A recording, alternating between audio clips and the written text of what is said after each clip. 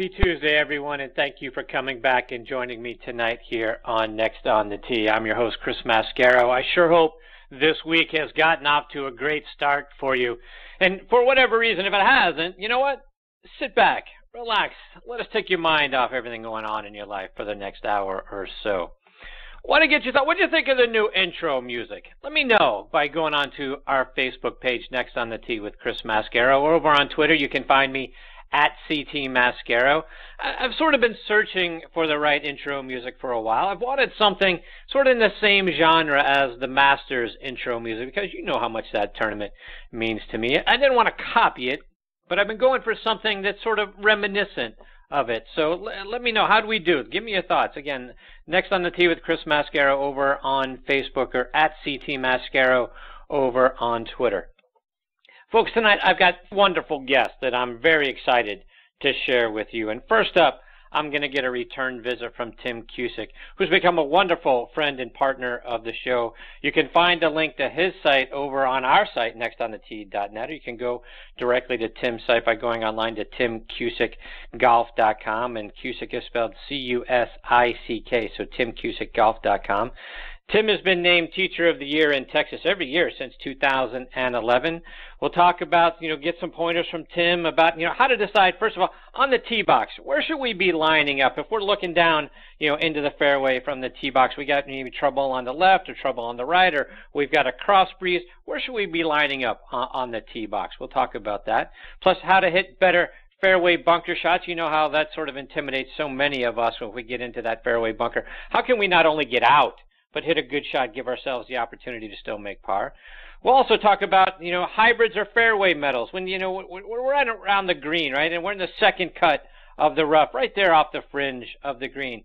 We see people taking the hybrids and the fairway metals and hitting some good shots. How do we do that without rocketing the ball across the green? We'll talk to Tim and get tips on all of those things. He'll join me here in just a few minutes.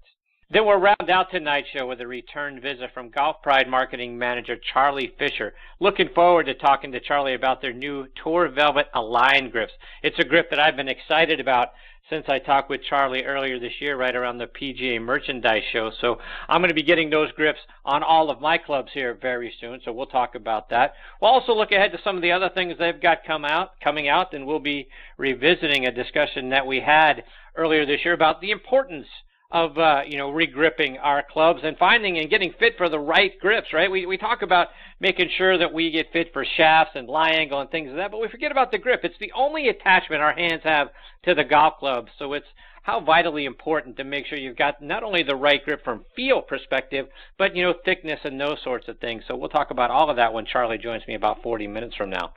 So a lot more great stories and information coming your way tonight on this edition of Next on the Tee. Thank you so much for tuning in and taking the journey with me over the next hour. Before we get started, I want to remind you about our good friend Matthew Lawrence and his show Backspin Golf, which airs Sunday mornings from 8 to 9 a.m. Eastern Time. It's my regular Sunday 8:03 a.m. tee time. It's broadcast on ESPN Radio AM 1300 WLXG up in Lexington, Kentucky. But you can stream it anywhere, right? Online, go to WLXG.com or download the WLXG app. It's a fantastic way to start your Sunday mornings. His 4-minute older brother, Mitchell, also has a great golf show that marries golf and travel. It's called Talking Golf Getaways, which you can find online at golfnewsnet.com or over on Audio Boom. He and his co-host, Darren Bunch, they travel all over the world, and they let you know great places to play, stay, and eat while you're there. Again, it's called Talking Golf Getaways, available on golfnewsnet.com and over on Audio Boom. And folks, as you know, we are sponsored by the French Lick Resort. Let's hear a word from our friend Steve Rondinero about the great things they've got going on up there.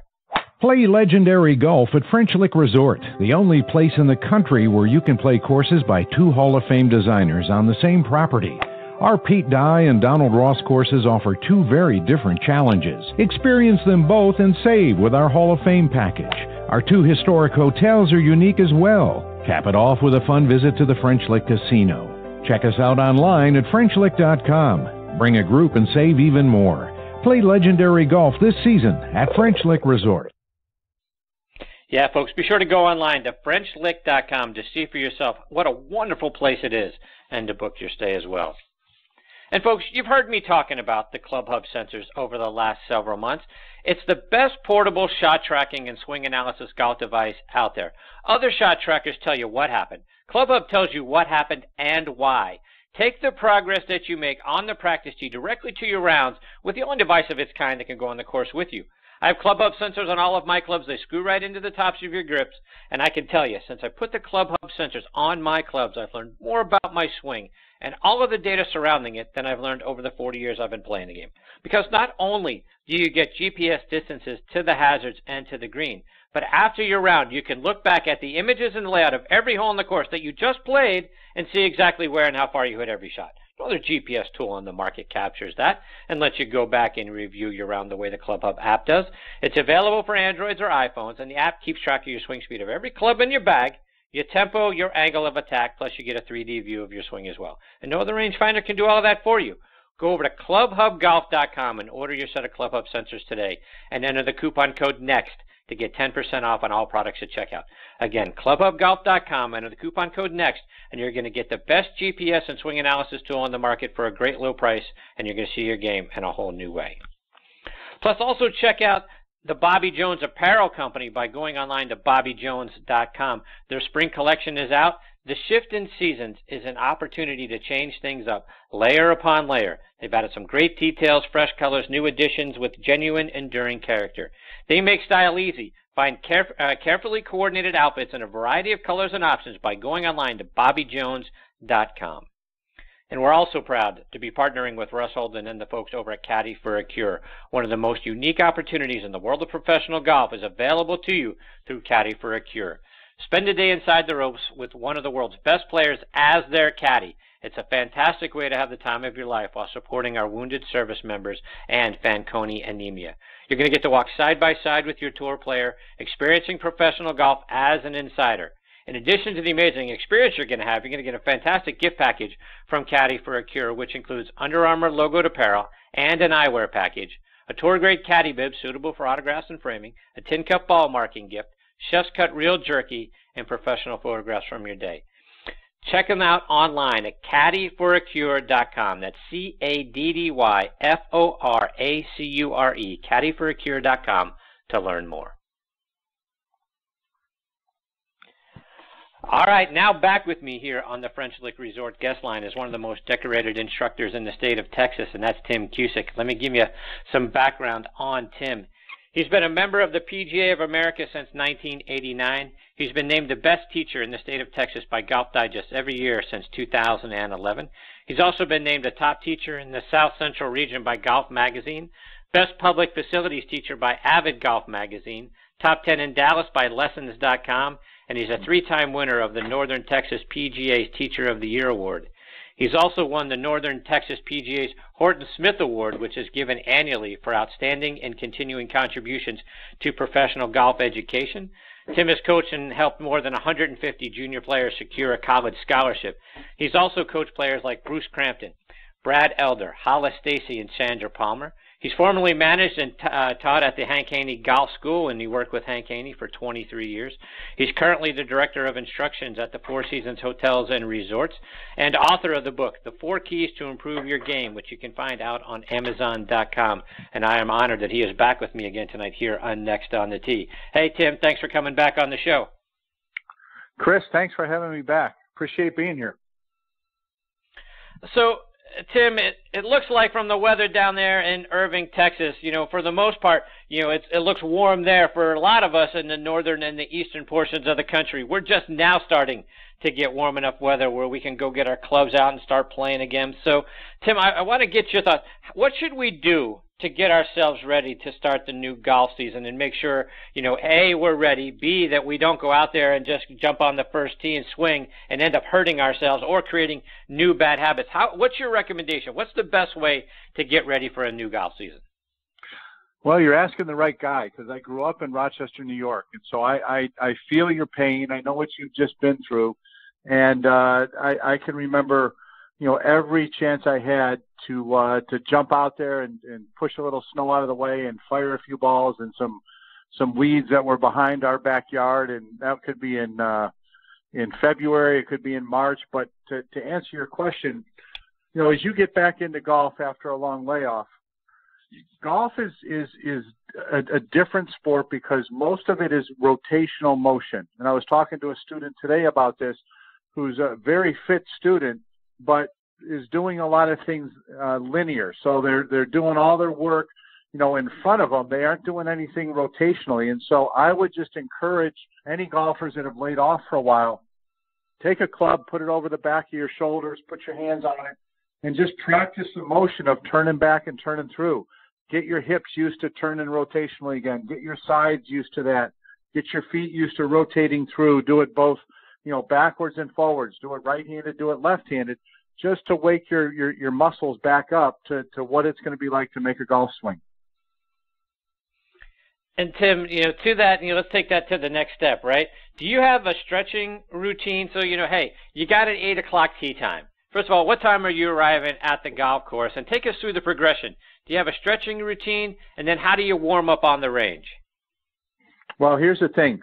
If you're a tour player, you're getting to the golf course for an 8 o'clock tee time about 6:15, because all those guys now have, fitness trainers that are traveling with them to loosen them up. They're getting on the bike before they even get to the driving range. I can remember a couple of years ago at the AT&T Byron Nelson at our place, we've got a nice workout center, and Ryan Palmer's in there. He's got his golf clothes on, and he's working up a lather on the bike, just warming his body up so that he can get ready to go out and start warming up for an hour before he goes and plays. So what I would say is, depending on the time that you have, if you're cut short and you're getting to the golf course and you only have about 20 minutes, I would get over to the putting green and I would chip a few, I would putt a few, more just getting a feel for the speed, and then I'd make practice swings by the first tee. I wouldn't even worry about going to the driving range. I'd get a feel for the greens, and I just make some practice swings to get loosened up. If you have more time, if you have more than 20 minutes, get over to the range, hit a few with your wedges first to get loose, hit a couple with a 7 or an 8 iron, try a couple with whatever you're going to hit off the tee, especially off the first hole, and then go putt and chip a few. But in terms of warming your body up, as I said, anything rotationally, practice turning back and through with a club across the back of your head. Stretch your hamstrings out a little bit. Kneel down with one knee and just kind of stretch your hip flexors and your groin and get that loosened up. Roll your wrists around both ways to loosen up your wrist. Any of those things are going to be great to get you ready to play golf. Tim, you've got a lot of great videos on your website. Again, it's timcusickgolf.com, and they're also out on YouTube. And I want to go through a few of them. And first, let's talk about deciding which side of the tee box to tee off from. On your video, you mentioned standing on the side where the trouble is. Talk about why. So a lot of times, Chris, when I go and watch even good golfers, even professional golfers playing for a living, sometimes they miss the tee shot before they ever make the swing because they are positioned on the tee, not utilizing where the wind's coming from or where the trouble is to be able to give themselves the biggest area to hit their tee shot into the fairway. You've got ball in hand, just like you have in pool, in billiards. When someone scratches, you have ball in hand 18 times. So that means you can tee off anywhere you want inside the tee markers, within 2 club lengths from the front of the tee markers back, and you can position yourself wherever you would like. And so what I like to see my students do is, number one, tee off on the side of trouble. So what that means is, if there's trouble down the right side of the fairway, I'm going to ask my students to get on the right side and then aim back a little bit towards the left. I want them to hit away from trouble. And then if there's wind, you want to tee off on the opposite side of wind. So for instance, if the wind's coming from the right, I want to stand on the left side of the tee box. I want to aim back towards the right side or into the wind, towards the wind, and that gives me more fairway to shoot at. So if I had a scenario where the wind is coming from the right and I stand up on the right and I'm aiming back into the center of the fairway, I've basically just cut my target in half. I'm not going to get back to that fairway on the right side because the wind's going to push the ball. So now I've just made my fairway half the width. So maybe I went from 40 yards to 20 yards, and that makes it awful difficult to hit the fairways.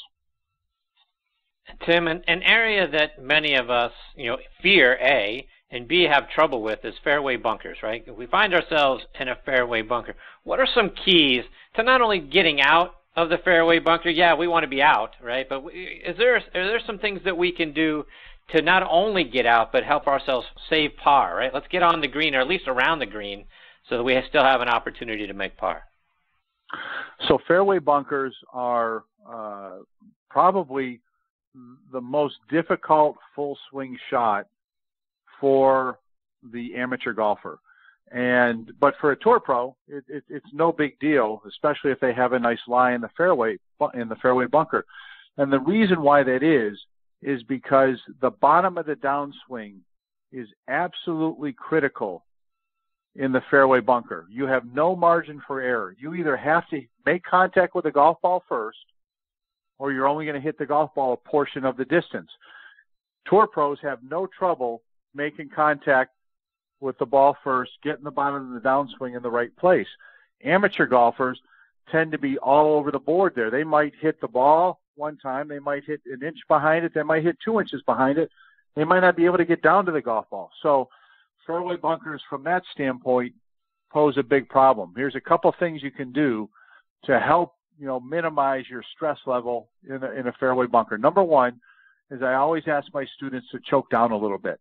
I want to shorten the length of the club to make it easier to take the sand out of play. I've got to make contact with the golf ball first, so I'm going to have them choke down just a little bit, maybe an inch or so.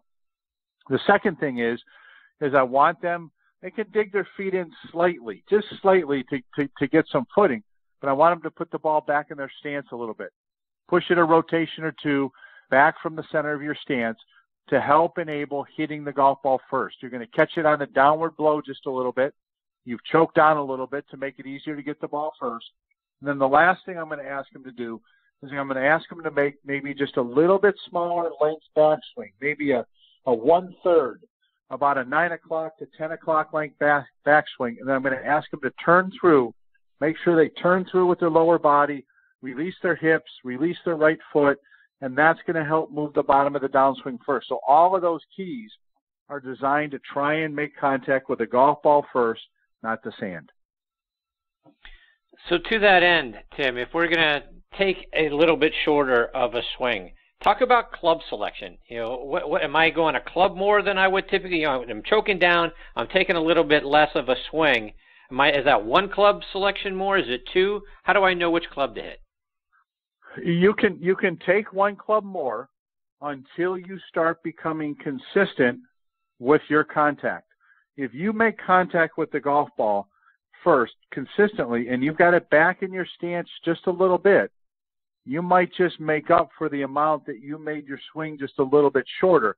So it's something you have to experiment with a little bit. People that take more club are usually getting in there and anticipating hitting a fat shot. And they're just trying to fat it closer to the front edge of the green. I would say that you've got to experiment a little bit with that. My experience is when you make solid contact, you're turning through and the ball's back slightly.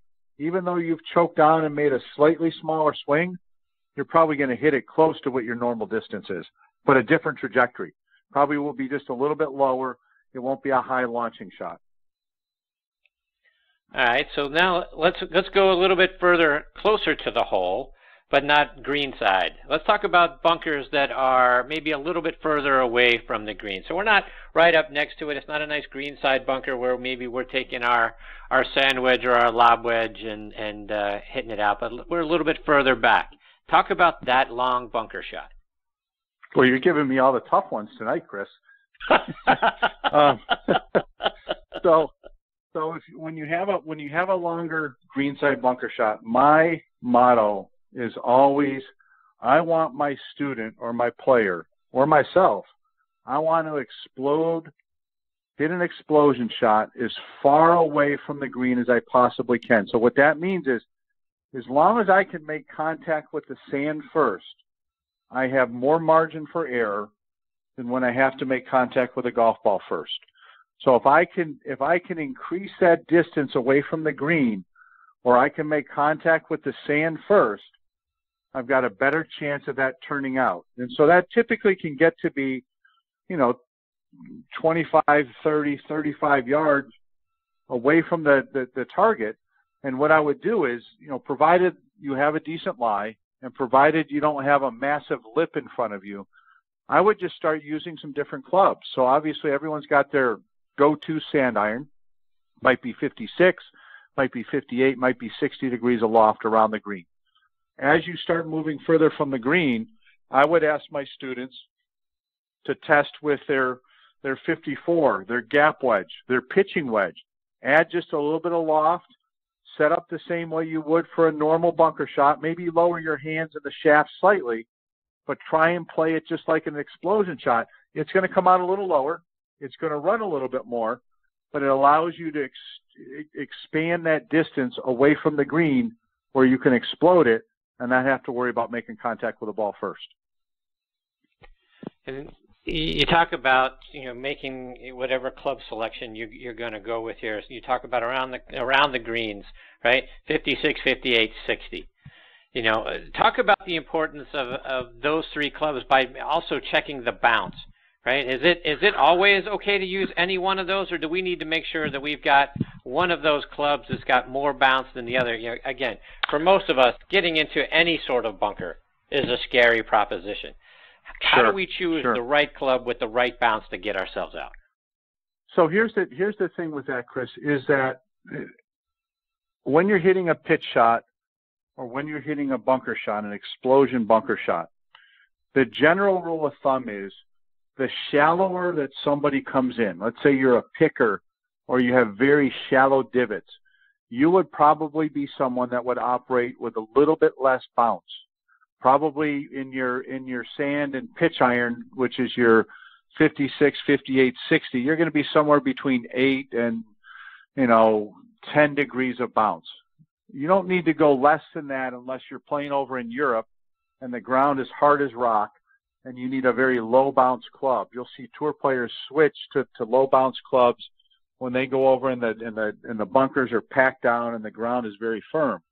If you're someone that's a little bit steeper, comes in, they dig a little bit more, they get into the ground, that's someone that needs a little bit more bounce, 12 to 14 degrees on their wedges that they're playing, their pitch shots and their bunker shots around the green. Now, the gap between those clubs, the manufacturers are pushing the limits in terms of the lofts that are on the set of irons these days. When you and I grew up, at least when I grew up, I know my pitching wedge was 52 degrees aloft. And now my pitching wedge is down to being about 44 degrees aloft. So that's one way that they've allowed the general golfing public to hit the golf ball farther, is they're just taking loft off the clubs. But what that has done is that's created a gap between the pitching wedge and when the sand wedges started. So you want to make sure that you've got somewhere in the range of about 4 degrees of loft difference between your pitching wedge, your gap wedge, between your gap wedge, your sand wedge. You can stretch it to 5, but I would try not to stretch it any more than that because you're going to have a too big a gap in a very, very high opportunity, high thought of success shot area that you want to hit your shots. That's, shots inside 120 yards. You've got a high expectation of hitting a good shot, and when you have a big gap between those clubs, it makes it more difficult. Now, it's interesting because I just learned something here because I'm a picker, right? I don't take much of a divot if I do at all. And I thought as a picker, I needed more bounce.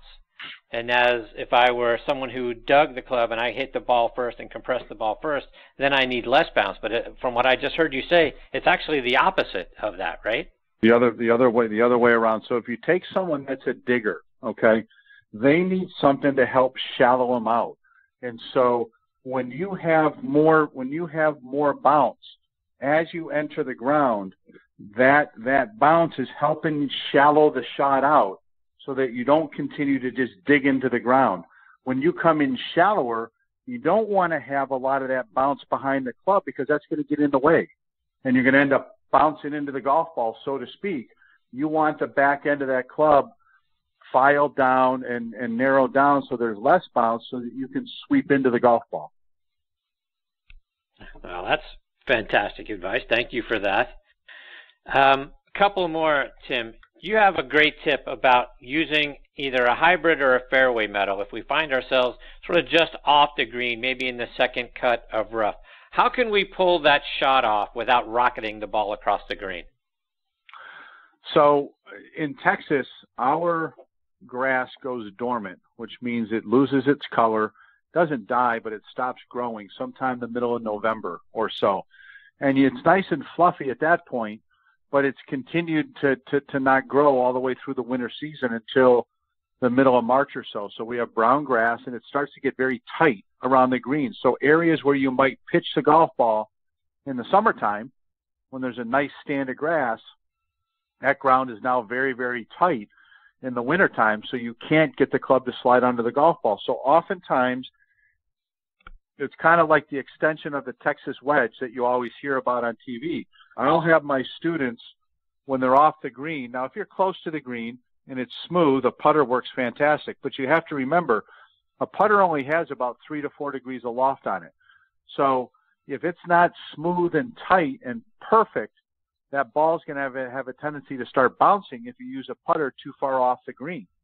So the reason why a lofted fairway wood, something that has 15 to 17 degrees of loft, or a lofted hybrid works great, is because it has just enough loft to keep the golf ball on top of the grass to let it run. So you're going to set up, you're going to choke down almost to the end of the grip. You're going to stand the club up tall. You're going to get close to the golf ball, similar as you would to putting. The ball is going to be back in your stance. Your stance is going to be narrow. So back in the stance, meaning inside your right foot. You're going to lean the shaft forward. You're going to lean your body forward. And you're simply just going to make a putting stroke. And when you make a putting stroke, the ball is going to start rolling. If you have a bad lie around the green and the grass is somewhat smooth, or even if it's bumpy, as long as the grass isn't tall, it works great out of something like that. If you want to run it up a hill, if you want to run it up a bank, if you're far enough off the green and you're nervous about the lie, it's a great alternative. I can remember I caddied for the U.S. Amateur champ, Hank Keeney, at the 1999 U.S. Open at Pinehurst. And they had shaved everything around the greens, off the turtleback greens, down very, very tight. And Monday and Tuesday, all the best players in the world were all trying to figure out, could they chip it? Could they pitch it? What are they going to do? And, the only one that was pitching it was Phil Mickelson, but everyone else was trying to figure out how to play this shot. Well, Hank and I had a plan, and he had done this for, a number of years coming from Texas, is let's just go with a hybrid, and we're just going to use the hybrid on every single, shot off the green. And he ended up making the cut. He was low amateur, and he holed out 3 times with that hybrid during the week in the tournament. Wow. That's awesome. So it's a great alternative, Chris. It takes a little bit of practice. The ball comes off the face a little bit hotter than it does with a putter just because of the material. So don't be alarmed, if one shoots off the face a little bit fast to start with. But it's a great way to hit those shots around the green, especially when the lies are tight. So now we're on the green, right? Maybe we've got a little bit of a longer putt. So we'll talk about lag putting. How can we do a better job, finding out what distance and judging the distance so we don't end up 3-putting, at least getting around the hole on those long lag putts? So lag putting to me is essentially playing catch with the hole. And you're not necessarily, worried or concentrating on technique, as you are just trying to find a length and a rhythm to your stroke that allows you to get the golf ball as close to the hole as possible. And I would say anytime you're outside of about 12 to 15 feet, you're essentially lagging to the hole. Now, you might lag it good enough to make it every once in a while, but you're just trying to get it up there so close that you don't have to worry about, 3-putting. And I use I use this analogy with my son a lot, who's a high school golfer. And, I tell him that, I would like to have you play around where you minimize the number of times you have to go to your pocket to dig a coin out, to put it underneath the golf ball, to go through the routine again, sweat it out and make that 3-footer. Try and get it closer to the hole. Concentrate on lagging it closer. And so I'll talk to my students about almost trying to play more break than you think to get it to die in down by the, around the hole.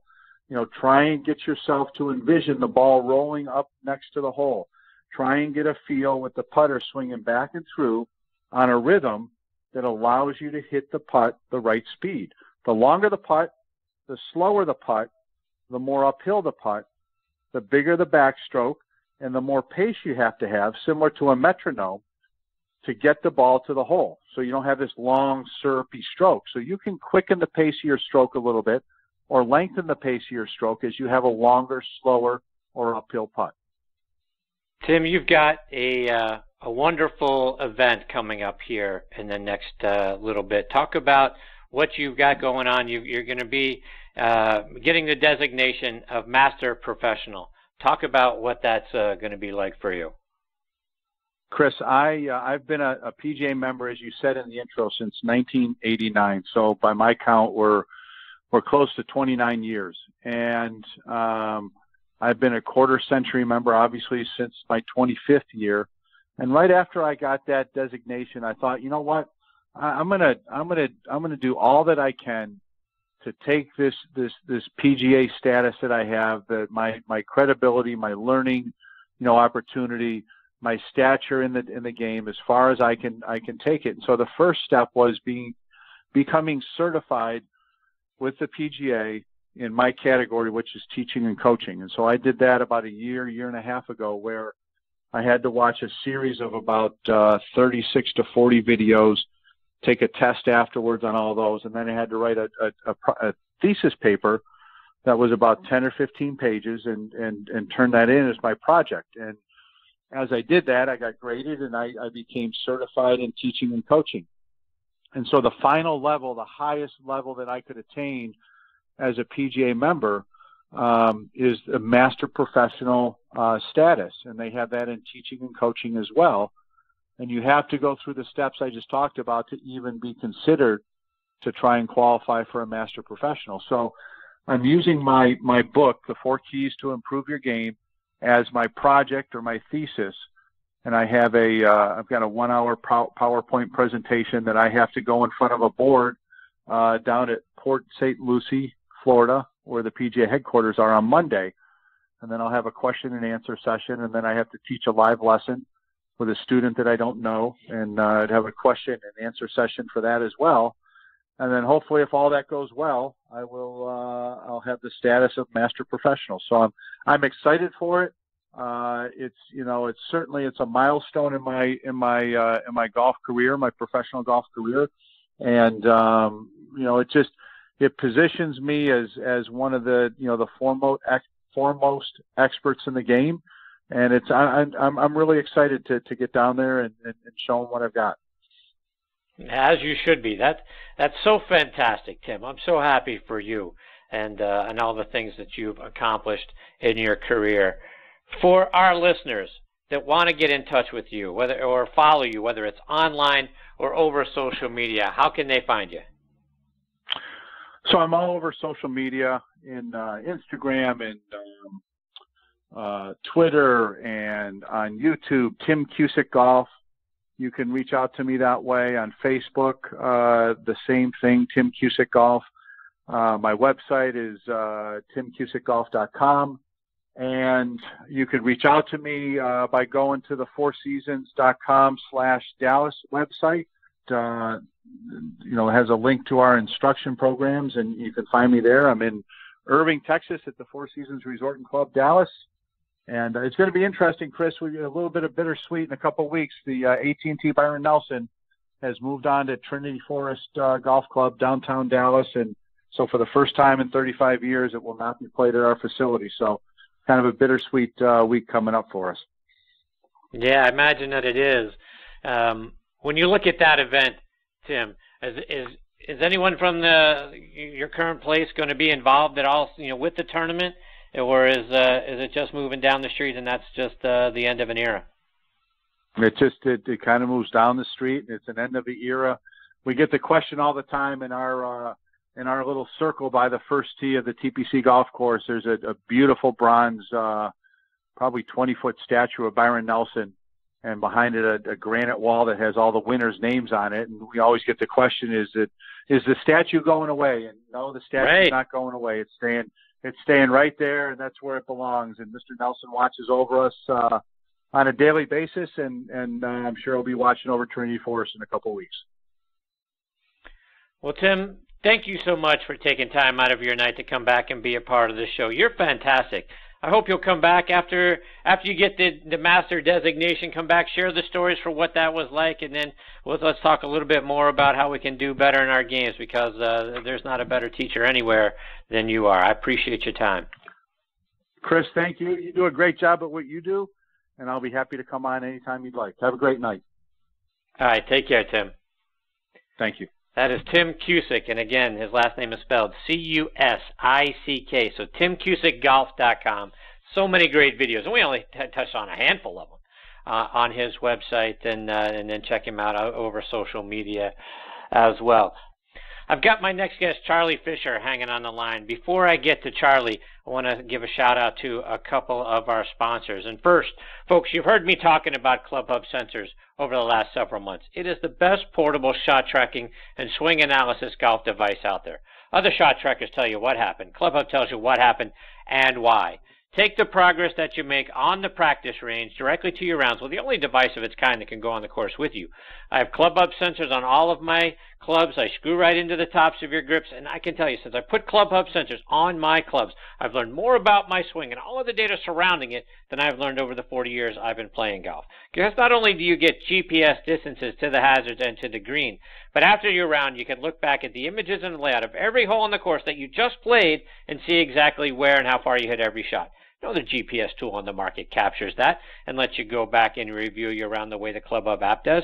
It's available for Androids or iPhones, and the app keeps track of your swing speed of every club in your bag, your tempo, your angle of attack, plus a 3D view of your swing as well. I know the rangefinder can do all of that for you. Go over to clubhubgolf.com and order your set of Club Hub sensors today and enter the coupon code NEXT to get 10% off on all products at checkout. Again, clubhubgolf.com, enter the coupon code NEXT, and you're going to get the best GPS swing analysis tool on the market for a great low price, and you're going to see your game in a whole new way. Also want to remind you about our friends over at Par Bar. Energy and focus on the course are essential, whether you're playing, on tour, in your club championship, or just your weekend four ball with your buddies. Par Bar, the golfer's nutritional bar, can help you with both of those things, energy and focus. Eat some before you get to the first tee and the rest every 3 holes until it's finished, and you're going to play with more energy and focus to win.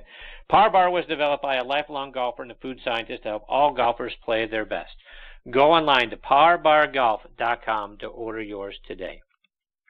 We're also excited to be partnering with the Ben Hogan Golf Equipment Company. They are back with the same great equipment that you know and love without the retail markup that you hate. Now you can buy premium Ben Hogan irons, wedges, utility irons, hybrids, bags, and accessories directly from the factory at prices that your wallet is really going to appreciate. Visit them online by going to benhogangolf.com or giving them a call at 844-53-HOGAN. That's 844-534-6426 to learn more and order your set today. All right, now back with me on the French Lick Resort guest line is Golf Pride Channel Marketing Manager Charlie Fisher. Let me remind you about Charlie's background. He earned his bachelor's degree in business administration with a concentration in professional golf management from Methodist University, and he has his MBA from the University of Phoenix. He started out as an assistant golf professional with Siwanoy Country Club up in Bronxville, New York, which is a beautiful Donald Ross designed course, which is the site of the very first PGA Championship all the way back in 1916. From there, Charlie became the first assistant golf professional at Colasaja Country Club up in Blue Ridge Mountains in Highlands, North Carolina, an Arnold Palmer designed course. Charlie then spent 7 years with the Acushnet Company in various roles, ranging from the consumer test coordinator to product test supervisor. He joined Golf Pride back in 2011 as territory sales manager. He's ascended up through the organization, and he is now channel marketing manager, and I'm honored he is back with me tonight here on Next on the Tee. Hey, Charlie, thanks for coming back on the show. Thanks, Chris. Thanks for having us tonight. So, Charlie, I want to start our conversation by talking about a Golf Pride product that I've been looking forward to for several months, all the way back when you and I first talked right around the PGA Merchandise Show, which is your Tour Velvet Align grips. I'm dying to get those things on my clubs. Talk about what they are and what makes them so unique in the marketplace. You know, Chris, the Tour Velvet Align, we just launched this the first or second week of April here, and something that we introduced at the PGA show earlier this year. And the Align technology, we launched with the Plus 4 and the Classic multi-compound in 2017. And obviously we had such success with it that it was something that we felt it was a natural lead into the Tour Velvet, which is the #1 grip played on tour, actually across all tours worldwide. And so obviously when we looked at what's happening out on tour, when we reintroduced, this rib technology, we recognized that guys were playing rib grips, and nobody knew about it because the traditional rib is something that you couldn't necessarily see inside the grip. So here we have the #1 played grip. There's a rib in it that a third of the guys on tour are playing and nobody knows it. So how can we enhance that rib? Actually make it to where it's within the legal the USGA rules of golf, something that's at the legal limit, and then more or less give it to where people can actually, there's some textural advancements to it and just general feels that make it more pronounced, and again bringing that technology to the #1 grip in golf. And that's on worldwide tours, and that's the Tour Velvet. It was just a natural move to that grip, and I'll tell you, we were really quite pleased with seeing the success. We had it in play at the Masters, and we had a pretty high-profile player that finished pretty high, having it in play on his drivers. So we were excited to see that. Yeah. So can you talk about who's playing them on tour? Because we actually have 80% tour usage, and it's not something that we necessarily can talk about it because we don't have paid sponsorships. But I'll tell you that they finished in the top 5, top 2, perhaps, Chris. And we can leave it at that. I was just going to say, I thought they finished 1, 2. So.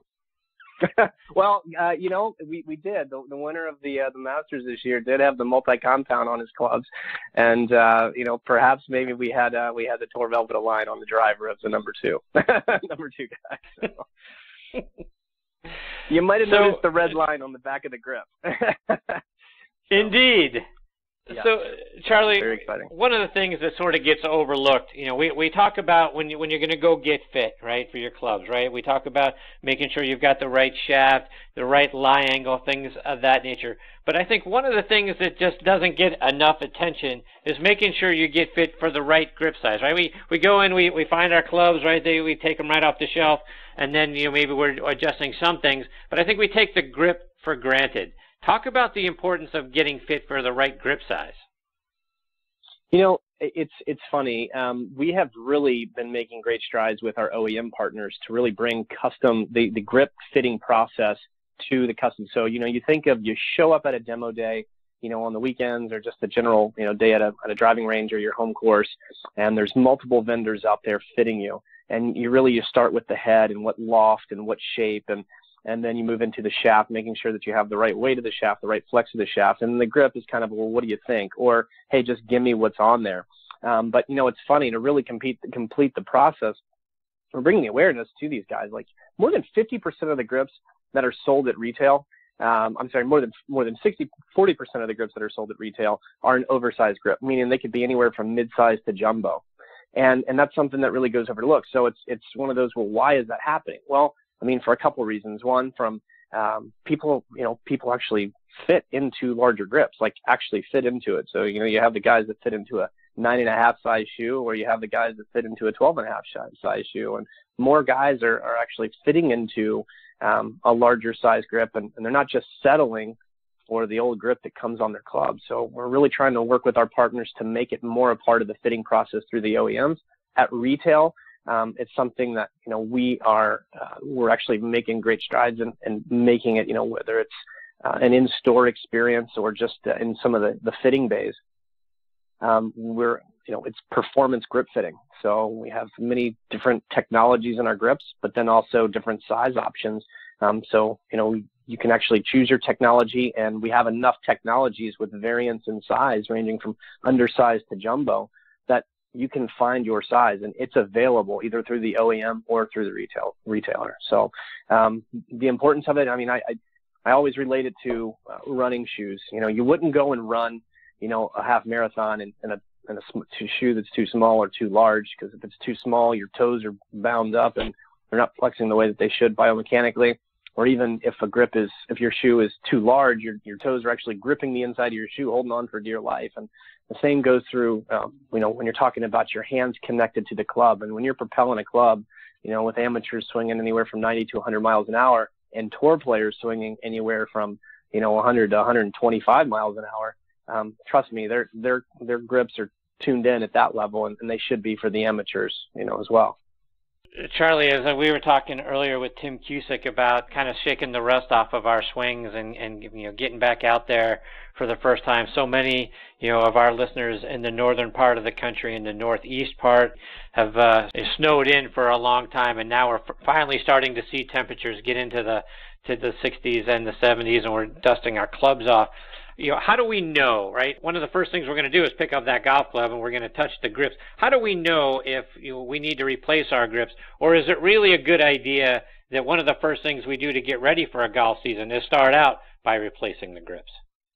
I think a general rule of thumb, Chris, is let's go ahead and replace those grips once a year. There's a couple things that happen. UV rays from just the sun. If your clubs are sitting in the garage, extreme cold and extreme hot temperatures, can degrade the grip. Now, certain rubbers are going to last longer than others. And I always relate it to, a tour wrap or a CP2, just the way that it's made in general. Those grips tend to last longer, even with extreme play. Grips that are, buffed when they're finished, they're a little bit more porous. So, think of your skin that, absorbs sunscreen or different things where you rub it in your skin. Your skin's porous, so it tends to absorb more chemicals or just general environmental things. And that's what happens when you have different rubber compounds, especially after they've been buffed. They're more susceptible to degradation. And usually that happens, it can happen, especially with regular play over the course of a year. Now, if you're practicing with your 7-iron and your wedges and your drivers, those are the clubs that you're using, multiple times around. And, throughout the season, you probably want to update those anyways. But a general rule of thumb is once a year. But you asked, how do you tell? there's a couple different ways that you can tell. One, when you see some, multiple abrasions from where either a heel pad for some golfers who have a loose grip at the top, or even a thumb where it's, kind of wearing on the bottom, you can start to see the wear marks. That's one way. The other way is you can tell. I always say, if you can see your reflection in your grip, it's time. So that shine that naturally occurs, it's one of those where when you start to see that shine, that's a good indicator that, hey, this is slick, and subconsciously you're gripping it tighter whether you think you are or not, because it is slicker. It's just not as, it just doesn't have that tact, that tactile feel that a fresh grip has. And there's nothing better than picking up a club. I always think of, these old clubs I have out in the garage, and I can put a fresh grip on them and it feels like a new club again. So it's a great way to start the season. Your home pro or your local retailer can do that for you very inexpensively and generally pretty quick too. So you won't have to wait if that warm day pops up here. It's something that can be done pretty quick.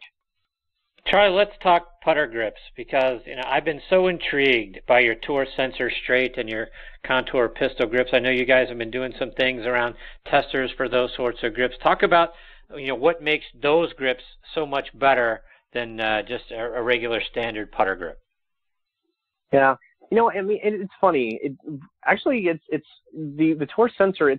The technology is really in the material, and what we found is, a lot of the synthetic material grips up there, you start to lose some feel with that material. Just the feedback when the ball is actually striking the face, and then just from a distance control perspective, through our testing, we found that the players actually had less feedback through their hands. And ultimately, I think we wanted to design a putter grip that had we specialize in rubber manufacturing. That's essentially it. And one of our greatest attributes, its strengths as a company, is our ability to manufacture different feels, textures, shapes, and sizes in rubber. So, I think of it this way, like, there's other putter grips out there that, you can have some different shapes or sizes, but you're going to get the same feel.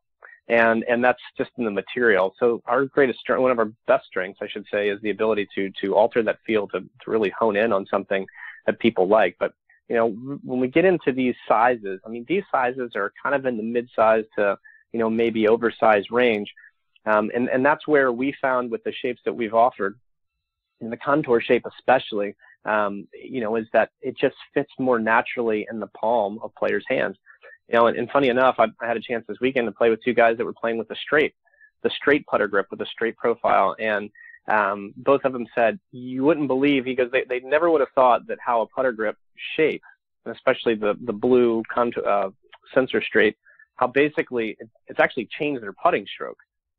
So I think when you start hearing things like that from people that really aren't telling you what you want to hear, consumers and the hundreds and hundreds of consumers that we've tested are giving us the same feedback, that you're on to something. So we look to continue to refine that. But, funny enough, and this is something that we talk about internally a lot and that we're really digging in on, especially with feedback from our retail partners, is, the smaller, more traditional shapes, are really there. And you see guys like Tiger Woods and, even Rory McIlroy, and you see guys like, even Patrick Reed playing the smaller, Ricky Fowler playing the smaller, more traditional shapes.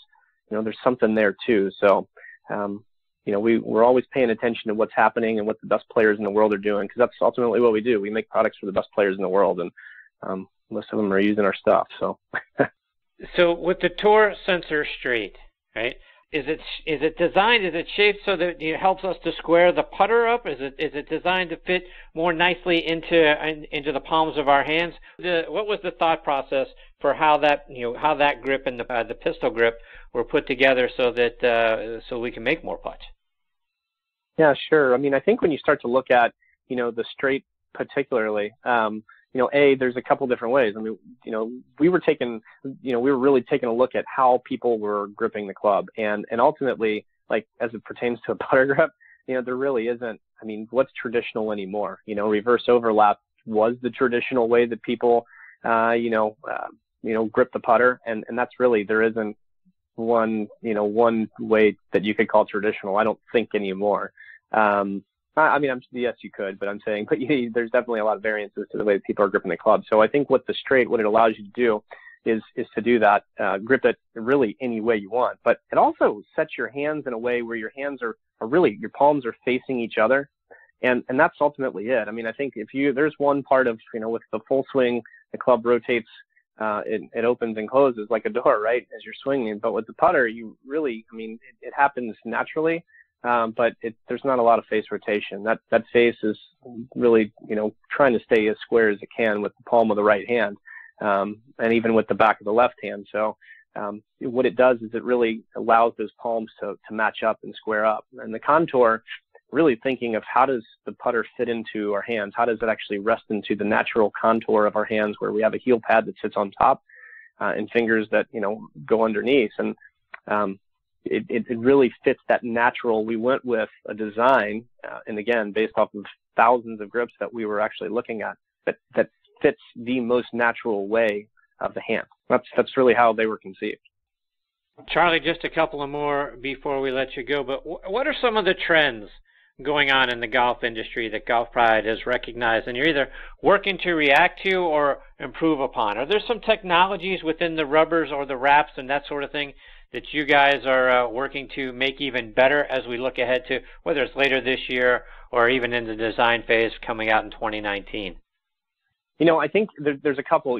That's a really good question, and I'm glad you asked it. When you start to look at, we went through the adjustable hosel phase, and I think that, we found that most guys, once properly fit, don't change it all too often. So, we still make a 360 grip, and that's something that we're actually launching this year. We've got a 360 grip that we worked with that was actually a stock grip for Titleist, and the demand for it was so high. People really just liked that kind of 360 style, and even though they weren't putting it on, clubs that had adjustability to it. So that was a trend, something that we recognized a few years ago and reacted to. But from a grip perspective, when you were asking about proper sizes, looking at that Plus 4, the Plus 4 was something that we launched back in 2015, and it was the built-up lower hand, and we continue to see that Plus 4 product grow. That family is growing. I mean, in fact, the Plus 4 family is our largest selling family in the multi-compound family, and that wasn't the case. So it's amazing how this new technology of 3 years is now 2 or 3 grips is. I mean, it's easily becoming, one of our number one selling SKUs, if not the number one selling SKU for us. So as we look down our line and say, wow, what's happening? We've got the CP2 putter, the CP2 swing grip that has, that Plus 4 type of technology built into it, reduced taper. We've got the multi-compound Plus 4. What else are we looking at? And why is it really working so well for players? And ultimately, it just comes down to, it's less tension, and they're able to put their hands on the club more comfortably and fully release the club through impact. And so I would say, what trends are we seeing? We're constantly looking, to understand what, the best players in the world are doing, what consumers are doing, amateurs are doing. I can tell you, we're always out on the trail doing consumer testing, whether it's independent testing where we're getting other independent test groups to actually do testing for us, because as we're trying to remove as much bias as we can. We feel like we're so close to this stuff, but then also just our own in-field testing. And I would say that's the type of stuff. And this Align technology is something that this isn't a flash in the pan thing. This is something that's real, and we're continuing to pursue this. And I'll tell you some of the test results that we've seen in terms of actually hitting it closer to the target line, Chris. It's amazing. I mean, we're talking 4 or 5 yards with a 6-iron, 7 or 8 yards with a driver. That's significant. And really, wow. It's just a matter of being able to consistently place your hands on the club, do it consistently, and then feel where the club face is through impact. And these are the types of things that we're finding. So this is real. And, in a world where we're always in this, we don't necessarily put this in our advertising because it's not something that it's 5 more yards, 10 more yards, this, that, or the other, hit it closer to your target. But these are real things. Why we're building the products that we're building is because there is performance. It's performance driven. I mean, ultimately, we're not going to bring something out that doesn't necessarily help the golfer play better golf. So, Charlie, do you and Golf Pride, do you have some events coming up where people can go out, take a look at the product, test the product, that sort of thing, where we can let our folks know where to find you guys? Well, I'll tell you what, we're partnered with some really, really good distributors throughout the country who have independent sales reps that are doing demo days throughout. But I would say our next big event is actually at the Hagen Oaks Golf Expo this coming weekend. It's probably one of the largest consumer shows in the country. And, we've partnered with Carl's Golfland earlier this year to have some of our team out there. But there's certainly going to be more. We're always happy to support our partners that want Golf Pride, and consumers feel like it's a benefit to have us there as well, because it's just like an opportunity like this to get to talk about grips. It's we love doing it. It's our passion. I mean, hands are our passion. We want to make sure that we're getting people on the right stuff. So those would be the couple that are coming up and that are fresh on my mind. So, Charlie, before we let you go, how can our listeners, follow both you and Golf Pride, whether it's online or it's on social media? Sure. Golf Pride is on Twitter, Instagram, and Facebook. And, we're always, look at the Masters. We had it was like a promotion every day, whether it was limited edition towels, limited edition belts, kits. So be sure to check us out on Facebook, on Twitter, the same, and Instagram. And, we're always looking to connect with our consumers and provide as much information as we possibly can, and provide as much value as we can to them too. We love our consumers and looking for that. And me, Chris, as I mentioned last time, you might as well just follow Golf Pride, because the only thing I retweet and repost is Golf Pride. So it's all Golf Pride all the time. Well, Charlie, thank you so much for taking time out of your night to come back and be a part of the show. You're fantastic. I've really enjoyed getting to know you a little bit earlier this year and then having you back tonight. You're fantastic. I hope you'll come back and join me again soon, share more of the great things that you guys are doing. Chris, thanks for having Golf Pride on your show, and we're going to have to make sure you get some Tour Velvet Aligns in your bag. So thank you. Thanks for having us. Take care, Charlie. All the best to you and your family. We'll catch up soon. Thank you. All right. Good night. That is Charlie Fisher, and again, Golf Pride. I'm telling you, these new, Tour Velvet Align grips are something I'm very, very excited about. Can't wait to get them on my golf clubs. I think, again, the hands are the only place that we have connection with the golf club, right? And that Align on the back, helps you make sure you got your hands in the right position every time. I can't see why everybody wouldn't want that as your grip. So check them out online, golfpride.com. All right, folks, it is time for us to put a bow on this episode of Next on the Tee. But we always like to close up shop by hearing about the great things that our good friend Jim Estes and the folks over at the Salute Military Golf Association are doing.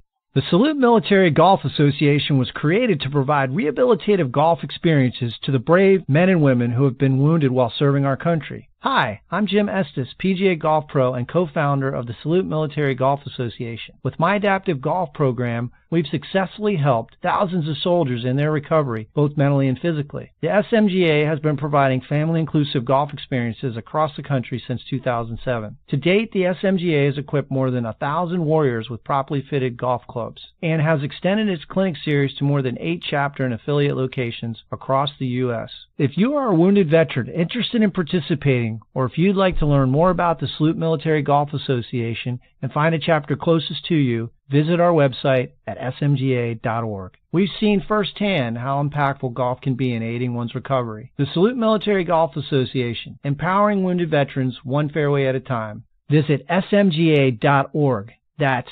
smga.org. Folks, Jim and his team continue to do some amazing things for our military veterans. Go online and check them out at smga.org. All right, it's time for me to put a bow on this episode of Next on the Tee. My sincere thanks once again to Tim Cusick and Charlie Fisher for joining me tonight. I hope you enjoyed the show. Please give me your thoughts. Check out our page, Next on the Tee with Chris Mascaro, over on Facebook, and share your feedback. Plus, if you have a question for one of our future guests, then let me know. I'd be glad to get that question on the air for you. If you go back and you look at our page on nextonthetee.net, that's our website, or our page over on Podbean, and you see, boy, hey, I sure would have liked to have had a question, asked to this person or that. Let me know that as well. I'll reach back out to them and get that question over to them and let you know what the answer was. Please also check out our sister show on the football side, Thursday Night Tailgate, with me and my co-host, Bob Lazari, and our announcer, Joe LaJanusha. That show airs live every Thursday night from 8 to 10 p.m. Eastern Time. You can stream it live on Blog Talk Radio. And like I say, that show, like this one, also available as a free podcast over on Podbean and on iHeartRadio as well. On Thursday Night Tailgate, we're joined every week by 5 NFL legends sharing their stories from their playing days, plus their insights into what's going on around the NFL today. We also highlight 2 players doing great things in their communities in our Spotlight on the Positive segment. You can find that show online. Our website there is thursdaynighttailgate.com, and again, this show at nextonthetee.net. Folks, thank you again for choosing to listen to this show today. We know you got thousands of shows and podcasts to listen to, and we really appreciate the fact that you are making Next on the Tee one of them. Until next week, hit 'em straight, my friends.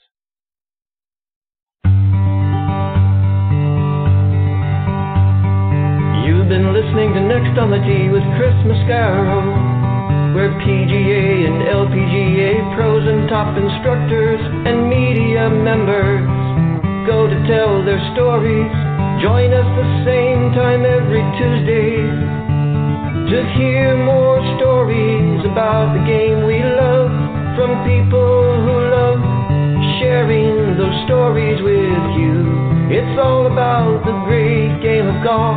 It's all about the great game of golf.